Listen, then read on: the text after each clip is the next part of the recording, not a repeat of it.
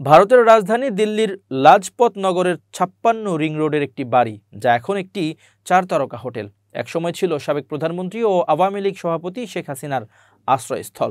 প্রায় ৫০ বছর আগে শেখ মুজিবুর রহমানের হত্যার পর যখন শেখ হাসিনা ভারতে আশ্রয় নিয়েছিলেন, তার প্রথম ঠিকানা ছিল এই ভবনটি। তখন এটি ছিল ভারত সরকারের একটি সেফ হাউস, যেখানে শেখ হাসিনা এবং তার পরিবার কিছুদিন আশ্রিত ছিলেন। এখন ১০০ দিন পরে শেখ হাসিনা আবার ভারতে আশ্রয় নিয়েছেন, তবে পরিস্থিতি অনেকটাই বদলে গেছে।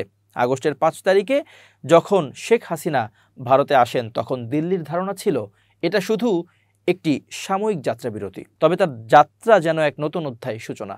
প্রথমে তাকে গাজিয়াবাদের হিন্দন বিমান ঘাঁটিতে রাখা হলেও পরে তাকে দিল্লির এক গোপন স্থানে সরিয়ে নেওয়া হয়। ভারত সরকারের সেই সময় এই অবস্থান সম্পর্কে কোনো বিস্তারিত তথ্য প্রকাশ করেনি। সূত্র বলছে, ভারতের নিরাপত্তা ব্যবস্থা খুবই গোপনীয় এবং শেখ হাসিনার ক্ষেত্রে সেই গোপনীয়তা অত্যন্ত গুরুত্বপূর্ণ। ভারতের স্বরাষ্ট্র মন্ত্রণালয়ের একজন শীর্ষ কর্মকর্তা জানিয়েছেন, শেখ হাসিনাকে দেওয়া নিরাপত্তা ব্যবস্থা অত্যন্ত সীমিত এবং মিনিমাম। তার চারপাশে সাদা পোশাকের নিরাপত্তা কর্মীরা থাকেন এবং কোনো অতিরিক্ত জাঁকজমক নেই। নিরাপত্তার মূল স্তম্ভ হচ্ছে গোপনীয়তা, কারণ যতটা সম্ভব তার অবস্থান গোপন রাখা যাবে, ততই তার নিরাপত্তা নিশ্চিত করা সহজ হবে। শেখ হাসিনার চলাচলও সীমিত করা হয়েছে। তাকে এক স্থান থেকে অন্য স্থানে নেওয়ার ক্ষেত্রে যতটা সম্ভব কম প্রচেষ্টা করা হচ্ছে।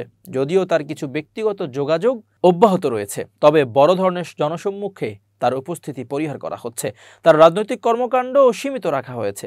ভারত সরকার তাকে কোনো প্রকাশ্য রাজনৈতিক বিবৃতি না দেওয়ার জন্য অনুরোধ করেছে। তবে ভারতে থাকার সময় শেখ হাসিনার বেশ কিছু পুরনো পরিচিতজনদের সাথে তার যোগাযোগ অব্যাহত রয়েছে।